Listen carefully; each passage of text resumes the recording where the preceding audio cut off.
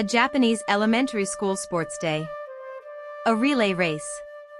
A 7-year-old girl is running the final leg. She is in the lead. 30 meters from the finish line, she trips. Falls hard. The crowd goes quiet. Her mother is watching from the sideline. The girl looks up. Her knee is bleeding. Her team is now losing. And her mother does something that every Western parenting instinct would rebel against. She doesn't run onto the field. She doesn't call out. She doesn't even wince visibly. She simply holds her daughter's gaze from across the field. Steady. Calm. Present. The girl gets up. She finishes the race. Last place. And when she crosses that line, her mother is smiling, not the smile of consolation, not the smile of it's okay, it doesn't matter. The smile of someone who just watched their child do something genuinely remarkable. Because in Japan, what just happened on that field was not a failure. It was something else entirely. And by the end of this video, you will understand exactly what it was, and why that mother's smile may be the most important thing her daughter ever received. In Japan, there is a concept called Makeru Ga Kachi. Translated literally, it means to lose is to win. But that translation doesn't carry the full weight of what the phrase actually means inside Japanese culture. Makeru Ga Kachi is not a consolation. It is not a reframe designed to make children feel better about losing. It is a deeply held philosophical belief, rooted in centuries of Japanese thought, that the experience of losing, genuinely losing, without rescue, without softening, without a participation trophy placed hastily in the hand, contains something that winning simply cannot provide. It contains truth. It contains information. It contains the specific, irreplaceable knowledge of what it feels like to fall short and survive it. And here is the part that Western parenting culture has largely missed. Survival is not the lesson. What happens in the brain during the process of surviving failure is the lesson. And what happens there is extraordinary. Here is the neuroscience. And this part one find genuinely remarkable. Researchers at Columbia University studied what happens in children's brains in the immediate aftermath of failure, specifically, children who were allowed to sit with the experience of failing without immediate adult intervention or emotional rescue. What they found was that in the minutes following failure, the brain enters a state of heightened neuroplasticity. The prefrontal cortex, the region responsible for problem-solving, emotional regulation, and executive function, shows elevated activation. Neural pathways are more receptive to new information. The brain is, in the most literal biological sense, more ready to learn in the moments after failure than in the moments after success. Success confirms what the brain already knows. Failure opens it. But, and this is the critical part, this neurological window only stays open if the child is allowed to remain in the experience long enough for the brain to process it. The moment an adult rushes in with comfort, explanation, or distraction, the window closes. The cortisol spikes. The emotional rescue triggers a different neurological sequence entirely, one oriented toward relief rather than learning. Japanese parents, through Makeru Ga Kachi, have been protecting that neurological window for centuries. Not through cruelty. Through trust. Now let's talk about what this looks like in practice. Because the philosophy only matters if it changes what you do on a Saturday afternoon when your child loses a game and falls apart. The first thing Japanese parents do is almost nothing. And almost nothing is extraordinarily hard. When a Japanese child loses, a race, a game, a competition, an argument with a sibling, the parent's first move is stillness. Not coldness. Not indifference. Stillness. The same quality of presence that the mother on the sports field held across 30 meters of distance. The message is not "I don't care." The message is, "I am here, and I am not afraid of what you are feeling right now." That distinction, between parental anxiety about a child's distress and parental calm in the presence of it, is something children's nervous systems read with extraordinary precision. When a parent rushes to fix a child's emotional pain, the child receives two simultaneous messages.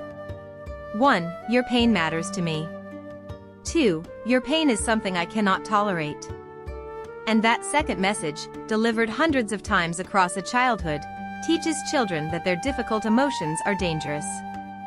That feeling bad is a problem to be solved rather than an experience to be moved through. Japanese parents, sitting still at the edge of their child's disappointment, send a different message. Your pain matters to me. And your pain is something you can survive. I know, because I am not afraid of it. The second thing Japanese parents do comes several minutes later. Not immediately. Not in the heat of the emotional moment. They ask one question. Not, are you okay? Too easy to deflect with a yes. Not what happened. Too focused on the external event. The question Japanese parents tend to ask is something closer to, what will you do differently next time? This question is a precise neurological instrument. It does three things simultaneously. It acknowledges that there will be a next time, communicating belief in the child's continuation. It locates agency inside the child, not the referee, not the other team, not luck, but the child's own choices and actions. And it activates the prefrontal cortex at exactly the moment when that neurological window of heightened plasticity is still open. The child's brain, primed by failure to learn, is handed a learning-oriented question. And the answer the child constructs, however simple, however incomplete, becomes the first brick in what psychologists call a growth narrative. The story a child tells themselves about what failure means and what comes after it. That narrative, built brick by brick across hundreds of small failures in childhood, is what researchers at Stanford identified as the single most powerful predictor of long-term achievement and psychological resilience. Not talent. Not intelligence. Not opportunity. The story a person tells themselves about what failure means. There is a third element of Japanese failure philosophy that almost no Western conversation about this topic includes. And it may be the most beautiful of all. In Japan, there is an art form called kintsugi. It is the practice of repairing broken pottery with gold. Not hiding the cracks. Not replacing the broken piece. Filling the fracture lines with gold lacquer so that the repair becomes the most visible, most beautiful part of the object.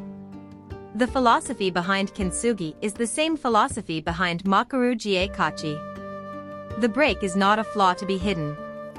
The break is where the gold goes in. The failure is not a detour from the story. The failure is the story. And the child who is allowed to break, to sit in the breaking, and to be repaired, not by a parent rushing in, but by their own effort, their own getting up, their own trying again, that child carries gold lines. Evidence of survival. Evidence of repair. Evidence that they have been broken and are still whole.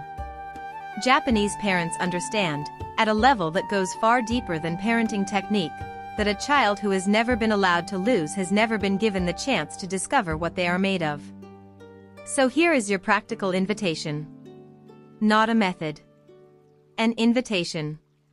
The next time your child loses, a game, a competition, a friendship moment, a small daily disappointment, stay still for 30 seconds longer than feels comfortable. Hold their gaze the way that mother held her daughters from across the field. Calm. Present. Unafraid. Let them feel it fully. Let it be real. Let the gold have somewhere to go. And when the moment is ready, not before, ask the one question. What will you do differently next time? Then listen. Not to fix. Not to guide.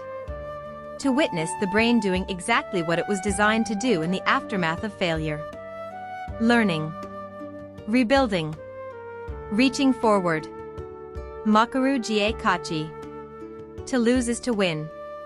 Not because losing feels good, but because what grows in the space after losing, if we are brave enough to leave that space open, is something that winning never could have built. The girl who got up and finished last. She already knows this. Her mother's smile told her so. If this video gave you something to carry into the week, share it with one parent who needs to hear it. Subscribe.